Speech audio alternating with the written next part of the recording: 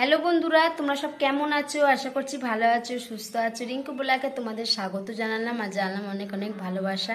কাজ আমার সবই হয়ে গেছে, এবার স্নানে যাবো। এক গামলা ভিজিয়েছি, বলি ভিজিয়ে একটুখানি টুপু জিনিসটা নালে পরিষ্কার হবে না, ওই জন্য এখানে বসে পড়েছি।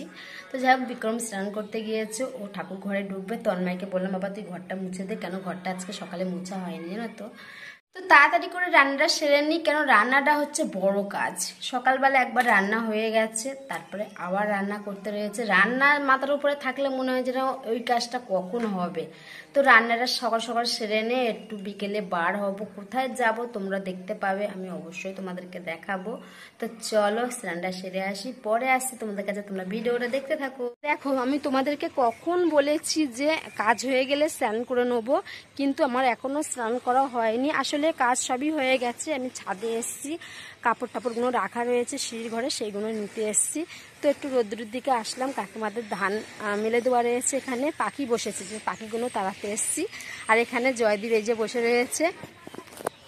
রোদ লাগে না জয়দীপ? তোমরা দেখতে পাচ্ছ কি আমি বলতে পারবো না, কেন আমার নিজের মুখ আমি নিজেই ক্যামেরাতে দেখতে পাচ্ছি না, এত রোদ উঠেছে। বাবা মাথায় কাপড়টা দেয়নি, কি রোদ উঠেছে। তোমাদেরকে একটু আগে বললাম না যে আকাশটা মেঘলা মেঘলা, কিন্তু মেঘলা ভাঙা রোদ দিয়েছে জানো তো। তো এই যে কাকিমাদের ধান মেলে দেওয়া রয়েছে, আর এই যে জয়দীপ এখানে বসে রয়েছে। তো ধান নাড়তে আমার বেশ ভালো লাগে জানো তো, কেন ধান চাষ সেই কবে করেছি, সেখান থেকে তো আর ধান চাষ নেই আমাদের। তো এই জন্য ধান মাসে যে এসে আমি নেড়ে দিচ্ছি কাকিমাদের ধানটা। আর যা রোদ পড়ছে, আজকেরই শুকিয়ে যাবে ধানটা। আর আমি শুনেছি কাকিমারা বলে যে ধান সেদ্ধ করে এক রোদ্দুরে শুকালে সে ধানটা নাকি ভালো হয় না, দু রোদ্দুর শুকালে সে ধানটা নাকি ভালো হয়, চালটা নাকি ভালো হয়, একটাও ভাঙে না, আস্ত থাকে। যেরকম আজকের এই ধানটা দিয়েছে, আজকের শুকালেই হাফ শুকিয়ে রেখে দিতে হবে, আর কালকের হাফ শুকাতে হবে, তাহলে চালটা একদম কাঁটার মতন হয়। শোনা কথা আর কি। এই দেখো আর একজন চলে এসছে, দুজন চলে এসছে এখানে। জল আনতে গেছিলিস? একজন ফোন দেখছে আর একজন জল নিয়ে আসতে গিয়েছিল। এবার দুজন এখানে বসে বসে গল্প করবে আর ফোন দেখবে।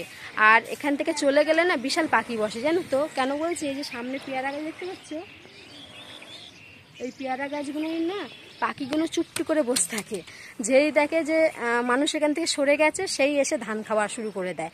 আবার যেই দেখে যে মানুষ এখানে বসে রয়েছে, সেই আবার আড়ালে চুপ করে বসে থাকে, মানে পাতার আড়ালে চুপ করে বসে থাকে।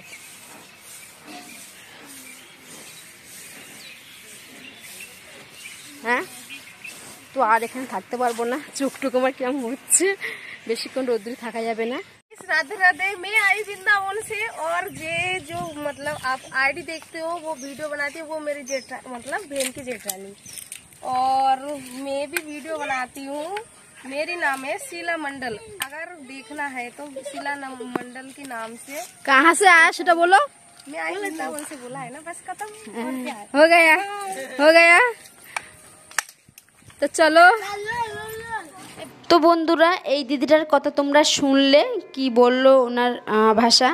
তো উনি যেখানে থাকে আপাতত এখন, সেটা হচ্ছে বৃন্দাবনে। বৃন্দাবনের থেকে বোনির বাড়ি বেড়াতে এসছে। আমার ছোটো যার দিদি হয়, এটা বড় দিদি, আর আমার ছোটো যা হচ্ছে মেজো। তো যাই হোক, ওই দিদিটা হিন্দিতে বললো কথাগুলো, তোমরা কতটা বুঝেছো কতটা শুনেছো আমি বলতে পারবো না। তো আমি একটু বলে দিচ্ছি। দিদিটার বাড়ি হচ্ছে, মানে শ্বশুর বাড়ি হচ্ছে বেলেডাঙ্গায়, আর বাপের বাড়ি হচ্ছে গোলাঘাটা। তো দিদিরা বৃন্দাবনে থাকে, বৃন্দাবন থেকে বেড়াতে এসছে, বোনির বাড়ি, বাপের বাড়ি, শ্বশুর বাড়ি। আর হচ্ছে দিদিটা ভিডিও বানায়। দিদিটার চ্যানেলের কথা তোমাদের তো বলে দিল, তোমরা একটু ফলো করে দেবে, লাইক কমেন্ট করে শেয়ার করে দেবে, নতুন আর কি বানাচ্ছে। তো আমি এবারে বেশিক্ষণ ছাদে থাকলাম না, শর্ট ভিডিও বানানো হয়ে গেছে তাড়াতাড়ির মধ্যে দুটো একটা। আর দিদিকে বললাম তুমি বানাও, আমি এক জায়গায় যাব, সেটা হচ্ছে আমার এক জায়গায় মিটিং রয়েছে বাজারে, বেশি দূরে না। সেই মিটিংয়ে আমি নিচে এসে বিক্রমকে বললাম একটু সাইকেলে করে দিয়ে আসতে। বিক্রম হাফ রাস্তা পর্যন্ত আমাকে সাইকেলে করে দিয়ে এসছে। তারপরে আমি দিদিটার বাড়ি গিয়ে মিটিং করে বাড়ি ফিরে চলে এসছে। এটা দেখতে পাচ্ছ বাড়ি ফেরার হচ্ছে ভিডিও। তো আমি যেতে যেতে যে ভিডিওগুলো বানিয়েছিলাম, যেখানে মিটিং হয়েছে সেই ভিডিওগুলো বানিয়েছিলাম, সেগুলো আমি না তোমাদেরকে দেখাতে পারবো না।